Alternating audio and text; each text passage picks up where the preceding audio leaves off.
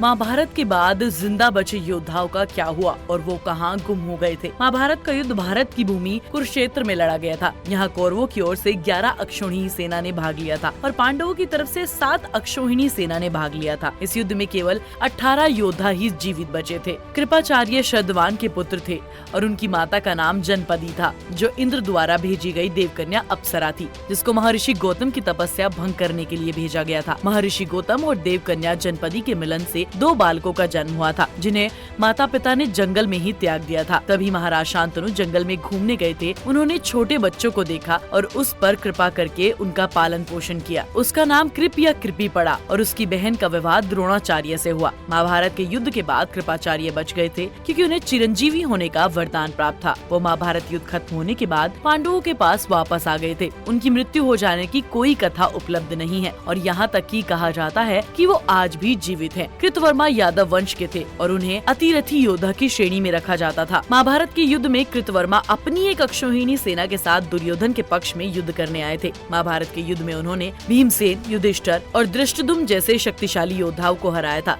जब महाभारत के युद्ध के समय दुर्योधन सरोवर में जाकर छिप गए थे, तब उन्होंने सामने आकर दुर्योधन को युद्ध के लिए उत्साहित किया था। भले ही वो महाभारत के युद्ध में जीवित बचे हुए थे, लेकिन मौसल युद्ध की सात्यकी ने कृतवर्मा का सर धड़ से अलग कर उनका वध कर दिया था। अश्वत्थामा महाभारत के महाकाव्य का अत्यंत दुर्लभ किरदार है, जिसके बारे में मान्यता है कि वो आज भी जीवित है। गुरु द्रोणाचार्य और उनकी पत्नी कृपी ने ऋषिकेश के समीप तमसा नदी के तट पर एक दिव्य गुफा में शिवलिंग की घोर तपस्या की थी। तब भगवान शिव ने उन्हें स्वयं की शक्तियों से एक पुत्र प्रदान किया था। अश्वत्थामा के सिर पर एक मणि थी। जब अश्वत्थामा ने सोए हुए निरपराध बच्चों की हत्या कर दी थी, तब महाभारत के अनुसार पांडव अश्वत्थामा को पकड़कर द्रौपदी के समक्ष ले गए थे। उसे देखकर द्रौपदी का मन पिघल गया था। उन्होंने कहा कि ब्राह्मण की हत्या करना पाप है। इसके वध से उनकी माता कृपी भी मेरी तरह अपने पुत्र के शोक से टूट जाएगी। तब अश्वत्थामा के मस्तिष्क की मणि निकालकर और उसके केश काटकर उसे मुक्त कर दिया था। विश्वकेतु कर्ण के एक पुत्र का नाम था। इसके 8 भाई थे, जिनमें से अकेला विश्वकेतु ही महाभारत के युद्ध के बाद जीवित बचा था। कर्ण ने विश्वकेतु को अस्त्र शस्त्र की शिक्षा भी दी थी और उसे महाभारत का ज्ञान भी दिया था। जब पांडवों को पता चला कि कर्ण उनका बड़ा भाई था, तो उन्होंने विश्वकेतु को अपना पुत्र मानकर इंद्रप्रस्थ का राज्य सौंप दिया था। 5वें पांडव महाभारत के युद्ध के बाद 5 पांडव जीवित बचे थे। 5 पांडवों में सबसे बड़े युधिष्ठिर ने युद्ध समाप्त होने के बाद मृत सैनिकों का दाह संस्कार किया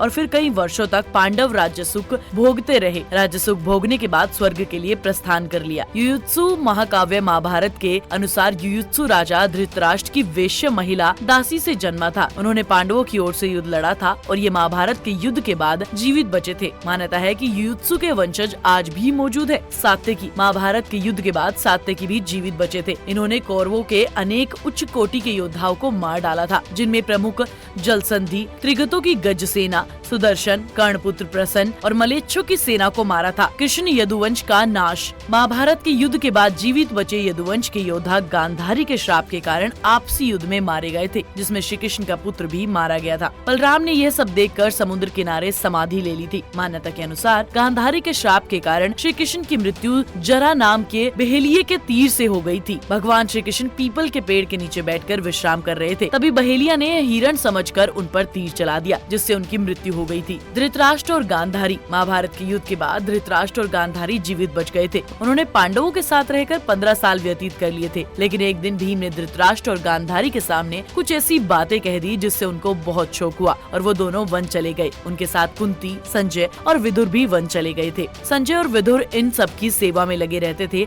और तपस्या करते थे। एक दिन विदुर ने युधिष्ठिर को वन में देखकर अपनी देह छोड़कर अपने प्राणों को युधिष्ठिर में समा दिया था। ऐसे ही कुछ समय बाद धृतराष्ट्र, गांधारी और कुंती गंगा स्नान करने के बाद आश्रम आ रहे थे। तभी वन में भयंकर आग लग गई थी और वहाँ से भागने में असमर्थ थे, इसलिए एक जगह पर बैठ गए और अपने प्राण अग्नि में त्याग दिए। संजय इसके बाद स्वयं हिमालय पर तपस्या करने चले गए थे। धृतराष्ट्र, गांधारी और कुंती की मृत्यु का समाचार जब महल में पहुँचा तो सब लोग शोक में चले गए। तभी महर्षि नारद ने उनका धैर्य बांधा और फिर युधिष्ठिर ने विधि पूर्वक सभी का श्राद्ध कार्यक्रम किया। सबकी आत्मा की शांति के लिए दान दक्षिणा की।